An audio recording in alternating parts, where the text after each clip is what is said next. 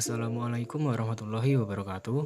Perkenalkan, nama saya Muhammad Afif Akmaluddin dari Prodi D3 Teknologi Laboratorium Medik dan saya berasal dari kelas reguler B dengan nomor NIM P13374 341 21078. Nah, di sini saya akan menjelaskan tentang diksi. Apa itu diksi? Diksi menurut Kamus Besar Bahasa Indonesia adalah pilihan kata yang tepat dan selaras atau dalam penggunaannya untuk mengungkapkan gagasan sehingga diperoleh makna tertentu atau seperti yang diharapkan.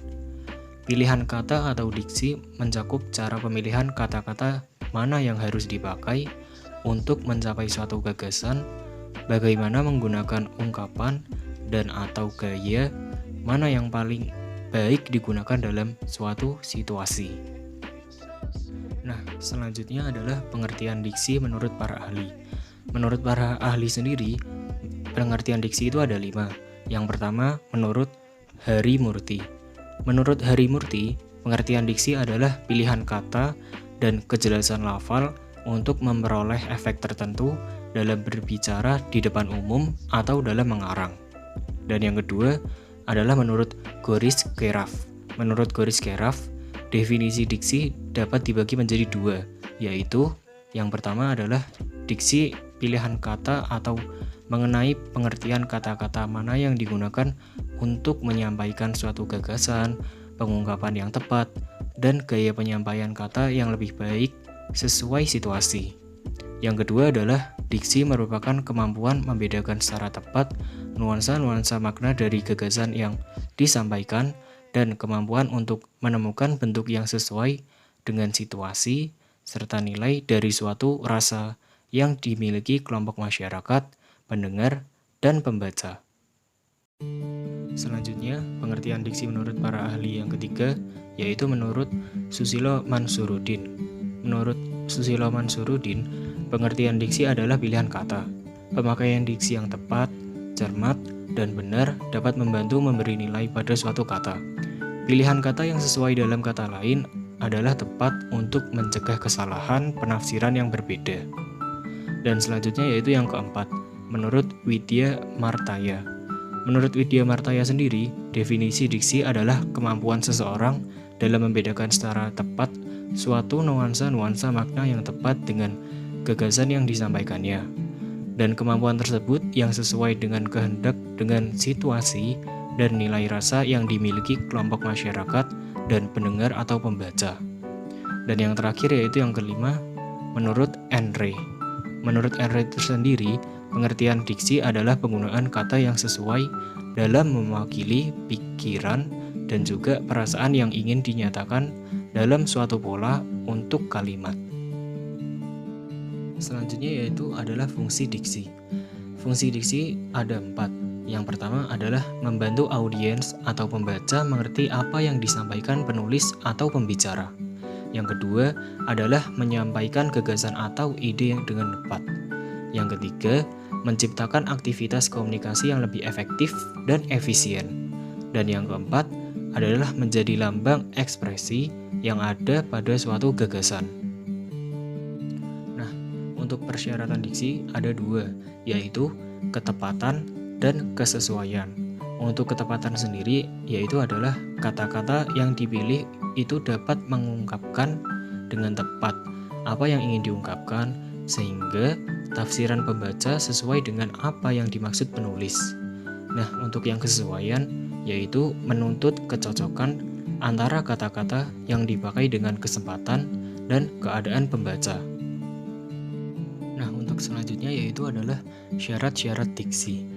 Syarat-syarat diksi itu ada 7. Yang pertama, makna denotatif. Yang kedua, makna konotatif. Yang ketiga, makna umum dan khusus. Yang keempat, kata konkret dan kata abstrak. Yang kelima, sinonim. Yang keenam, kata kajian dan kata populer. Yang ketujuh, jargon dan slang. Makna denotatif.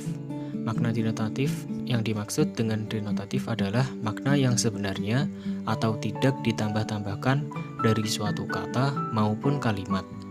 Nah, contohnya dari makna denotatif yang pertama yaitu Hanif sering kerja keras untuk mendapatkan penghasilan yang lebih baik. Nah, kata kerja keras itu adalah makna denotatif atau makna yang sebenarnya. Selanjutnya ada yang kedua yaitu Ricky adalah seorang yang gemar membantu, dia disukai banyak orang. Nah, dari gemar membantu itu maknanya itu adalah yang sebenarnya atau tidak ditambahkan juga. Dan yang ketiga adalah Sekar berinvestasi sejak dulu, sekarang ia mendapatkan keuntungan melimpah. Dari kata atau dari kalimat keuntungan melimpah itu adalah makna denotatif atau makna yang sebenarnya dan tidak ditambah-tambahkan dari suatu kata maupun kalimat. Dan selanjutnya adalah makna konotatif. Yang dimaksud dengan konotatif adalah makna yang tidak sebenarnya atau ditambah-tambahkan dari suatu kata maupun kalimat. Berikut ini contoh diksi bermakna konotatif. Yang pertama adalah Adit harus membanting tulang untuk menghidupi keluarganya. Dari kata membanting tulang itu sudah termasuk makna yang tidak sebenarnya. Yang dapat diartikan membanting tulang adalah bekerja keras untuk menghidupi keluarganya gitu. Dan yang kedua adalah Gita adalah seorang kutu buku. Sebabnya ia banyak tahu tentang berbagai hal. Nah, dari kata kutu buku itu adalah makna konotatif juga atau makna yang tidak sebenarnya dan ditambah-tambahkan. Dan arti dari kutu buku itu adalah seorang yang gemar membaca buku atau seorang yang suka dengan wawasan dan pendidikan gitu. Dan yang ketiga adalah Arya suka berinvestasi sejak dulu. Tahun ini ia mendapat durian runtuh. Yang dari kata durian runtuh itu juga termasuk makna konotatif atau makna yang tidak sebenarnya. Penjelasan dari kata durian runtuh adalah Arya itu mendapatkan buah dari hasil kerja kerasnya selama dia suka berinvestasi. Nah, seperti itu adalah contoh-contoh makna konotatif. Dan selanjutnya yaitu makna umum dan khusus. Makna umum adalah sebuah kata yang mempunyai ruang lingkup yang luas, atau makna kata umum sifatnya luas dan biasa juga disebut hipernim. Contoh makna umum yang pertama adalah para anak-anak desa Bunikasi membawa barang dagangan dengan berjalan kaki berjam-jam lamanya. Dari kata membawa itu adalah makna umum yang mempunyai arti ruang lingkup yang sangat luas. Dan yang kedua yaitu contohnya untuk melihat pertunjukan sirkus di kota, kami perlu menempuh perjalanan 2 jam dengan naik mobil karena jarak yang cukup jauh dan medan yang terjal. Nah, kata sirkus yang sudah ditebali itu juga adalah makna umum yang mempunyai ruang lingkup yang sangat luas dan biasa disebut juga hipernim. Dan selanjutnya itu adalah makna khusus. Makna khusus berarti makna kata atau istilah yang pemakaiannya terbatas pada bidang tertentu atau biasa disebut hiponim. Nah, contoh-contohnya yaitu adalah anak-anak desa Kapo menjinjing peralatan dan baju sekolah mereka karena jalan yang dilalui tergenang air banjir. Dari kata menjinjing itu adalah makna khusus atau pemakaiannya itu sangat terbatas pada suatu bidang tertentu dan biasa juga disebut itu hiponim begitu. Dan selanjutnya yaitu yang keempat adalah kata konkret dan kata abstrak.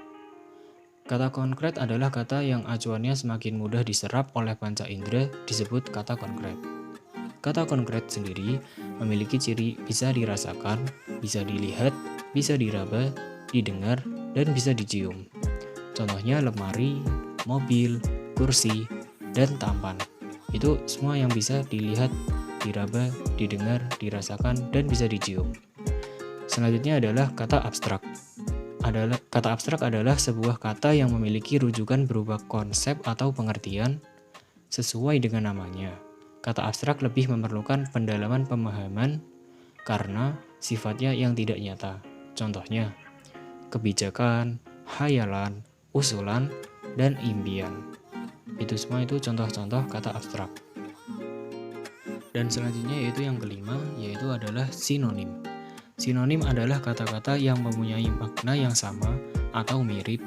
Contohnya, muka, wajah, paras, dan tampang. Selanjutnya yang keenam adalah kata kajian dan kata populer. Kata kajian adalah kata yang maknanya hanya terbatas pada suatu bidang tertentu sehingga bersifat lebih spesifik daripada kata populer.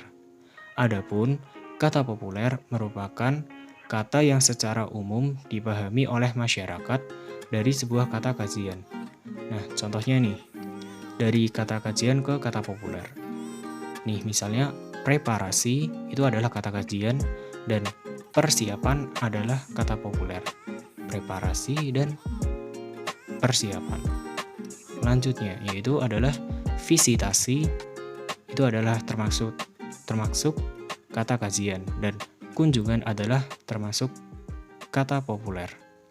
Selanjutnya itu ada inspeksi, terus kata populernya adalah pemeriksaan.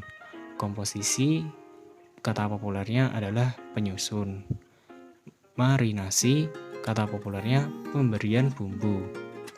Ramen, kata populernya mie instan, gitu. Dan yang terakhir adalah jargon dan silang. Jargon adalah kata-kata yang digunakan secara terbatas dalam bidang ilmu, profesi, atau kelompok. Contohnya, sikon atau biasa disebut situasi dan kondisi, dan juga dok adalah dokter, kayak semacam panggilan gitulah, kayak dokter gitu. Selanjutnya adalah slang. Slang adalah kata-kata yang tidak baku yang dibentuk secara khas sebagai cetusan keinginan untuk tampil beda. Jika telah usang akan muncul kata-kata baru. Contohnya asoy, manatahan, meneketehe. Oke, gitu.